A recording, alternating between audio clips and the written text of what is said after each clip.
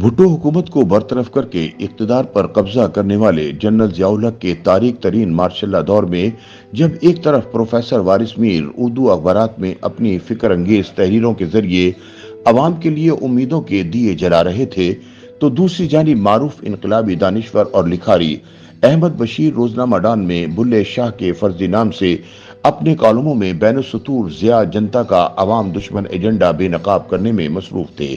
لیکن پھر ایک روز وارث میر اچانک اس دنیا سے رخصت ہو گئے۔ احمد بشیر نے اپنے دوست کی یاد میں ڈان میں بلے شاہ کے نام سے جو کالم لکھا، اس کا عنوان تھا "He died with his boots on"، یعنی وہ آخری دم تک لڑتے ہوئے مارا گیا۔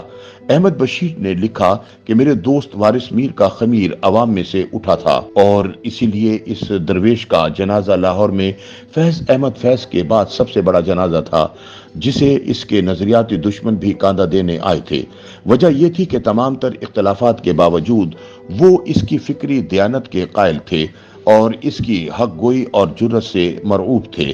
وارث میر کو ہم سے بچھڑے کئی عشرے بیت گئے، مگر آج بھی ان کی پرمغز اور فکر انگیز تحریروں کا مطالعہ کریں تو ان میں تازگی کا عنصر نمایاں نظر آتا ہے۔ انہوں نے جن بھی موضوعات پر لکھا وہ آج بھی تازہ ہی لگتے ہیں، حالانکہ ان کے دور میں ذرائع ابلاغ محدود تھے۔ کیبل تھی نہ الیکٹرانک اور سوشل میڈیا، فیس بک تھی نہ یوٹیوب، موبائل فون تھا نہ گوگل کا نام و نشان، بس چند ایک اخبارات تھے یا پھر ہر وقت حکومتی مدح سرائی کرتا ہوا سرکاری ٹیلی ویژن اور ریڈیو۔ اس دور میں اخبارات پر سخت ترین سینسرشپ عائد تھی، کیونکہ ایک فوجی عامر جمہوری حکومت کا تختہ الٹ کر اقتدار پر قابض ہو چکا تھا۔ اس دور میں اس ضیاء مارشل لا کے خلاف مزاحمت کرنے والے سیاسی کارکنوں کو قید و بند کی صعوبتیں برداشت کرنا پڑتی تھیں۔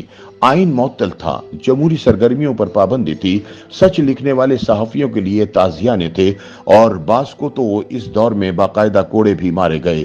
اس کے علاوہ ضیاء کے حواری بے ضمیر اور قلم فروش صحافیوں کو پالنے پوسنے کا عمل بھی جاری تھا۔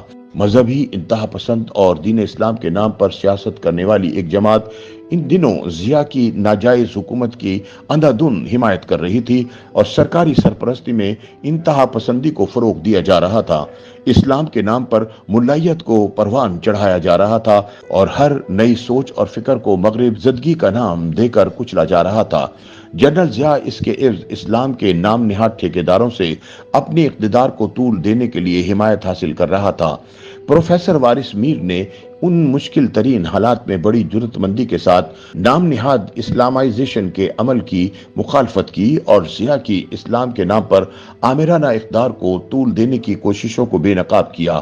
انہوں نے اسلام کی اپنی مرضی کی تعبیر کے ذریعے عورتوں کے حقوق غصب کرنے کی کوششوں کی بھی کھل کر مخالفت کی۔ وارث میر نے جذباتیت کے بجائے سنجیدہ علمی انداز میں عورتوں کے حقوق کا مقدمہ لڑا۔ انہوں نے اسلامی تعلیمات کے عمیق مطالعے اور تحقیق کے بعد اپنا طویل سلسلہ مضامین شروع کیا، جو ان کی وفات کے بعد "کیا عورت عادی ہے" کے عنوان سے کتابی شکل میں شائع ہوا۔ پروفیسر وارث میر نے بنیادی انسانی حقوق، جمہوریت اور آئینی بالادستی کے حق میں اپنا قلم کلاشنکوف کی طرح چلایا۔ انہوں نے ضیاء کے نام نہاد شریعت بل کی شدت سے مخالفت کی۔ وارث میر نے اس سے پہلے کہ مارشل لا ادوار کے اپنائے گئے ہتھ کنڈوں کو موضوع تحریر بنایا۔ اس دور میں ضیاء حکومت کی دست راست ایک اسلامی جماعت وارث میر کی شدید مخالف تھی، اور بہانے بہانے سے ان کو تنگ کرتی رہتی تھی۔ زندگی کے آخری دنوں میں اس اسلامی ٹولے نے وارث میر کو ایک بڑا صدمہ یہ دیا کہ ان کو بلیک میل کرنے کے لیے اور ذہنی دباؤ میں لانے کے لیے ان کے ایک 16 سالہ بیٹے کے خلاف قتل کا جھوٹا مقدمہ درج کروا دیا گیا۔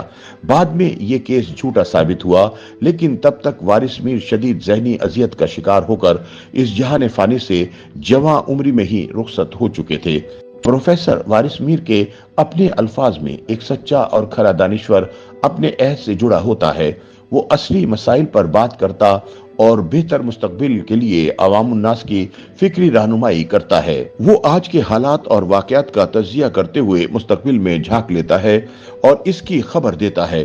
وارث میر نے بھی اپنے عہد میں آئین شکن ضیاء الحق اور اس کے پروردہ مذہبی حلقوں کی پھیلائی ہوئی تنگ نظری اور جہالت کو موضوع بنایا، اور بتایا کہ یہ ایک صحت مند معاشرے کے لیے کس قدر خطرناک ہے۔ آنے والے وقت میں ان کا لکھا ہوا ہر حرف दुरुस्त साबित हुआ। यही फिक्री तंग नजरी, शिद्दत पसंदी और रिजत पसंदी बाद में इंतहा पसंदी और फिर दहशतगर्दी में बदल गई, जिसने पाकिस्तान के चप्पे चप्पे को लहू रंग कर दिया। वारिस मीर अपनी जान की परवाह किए बगैर मार्शल्लाह के हवारियों के खिलाफ कल्बी और इल्मी महज पर बरसरे पैकार रहे। वो मुसलमानों को जदीद साइंसी उलूम के हुसूल पर कायल करते और मसाइल और मामलात में साइंसी और अक्ली अंदाज अपनाने पर जोर देते। वारिस मीर एक हमा जहद शख्सियत के मालिक थे। वो एक ऐसे उस्ताद, सहाफी, दानिश्वर और मुकर्रर थे जिसने अनगिनत मौज़ूआत पर कलम उठाया और कौम की फिक्री रहनुमाई का फरीजा जुर्रतमंदी से सरअंजाम दिया। वो अपने नजरियात की अमली शक्ल थे। उनकी सिर्फ 48 वर्ष की उम्र में अचानक और पुरस्कार मौत पर एक जमाना मलूल था। वारिस मीर की जंग दरअसल जहल, जुल्मत, तंग नजरी, इंतहा पसंदी और आमरियत के खिलाफ थी। वो उम्र भर अपनी तहरीरों और तकरीरों के जरिए हुर्रियत फिक्र के चिराग जलाते रहे।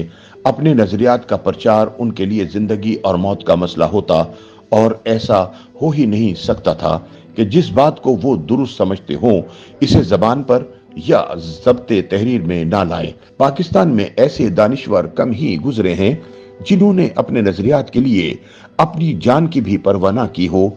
वारिस मीर का शुमार उन दानिश्वरों में होता है जिन्होंने जिंदगी की आखिरी सांस भी अपने नजरियात के प्रचार की नजर कर दी। बिलाशुबा वारिस मीर आखिरी दम तक लड़ते हुए वहीं अपने मोर्चे में मारा गया।